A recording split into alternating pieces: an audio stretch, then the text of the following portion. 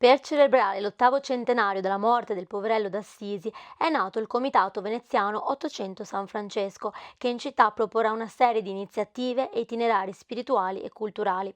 Alla presentazione del progetto martedì 30 marzo nel convento dei Cappuccini a Mestre, Fra Francesco Daniel ha spiegato come è nata l'idea di celebrare il santo proprio a Venezia. Nata dall'iniziativa, diciamo, di alcune persone che si rendevano conto che la presenza francescana a Venezia era veramente forte, consistente,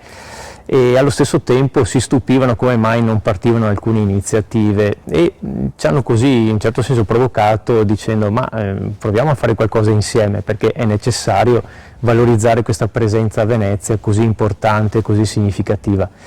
Diciamo, dall'intuizione di queste persone, insieme anche ai frati delle famiglie francescane di Venezia, è partita questa sfida, possiamo dire, perché è di fatto una sfida, di poter dire come ancora Francesco e la famiglia francescana siano così importanti, presenti a Venezia. È una città storica, ma è una città che anche oggi però ha bisogno forse un po' di essere valorizzata anche dal punto di vista spirituale, dal punto di vista anche umano, direi. La tradizione narra che Francesco nel 1220, di ritorno dalla Terra Santa, si fermò per la quarantena proprio in laguna, in quell'isola che oggi porta il suo nome, San Francesco del Deserto, come ricorda Fra Luigi Dima. Francesco, dopo aver predicato il Vangelo al sultano e aver visitato i luoghi santi,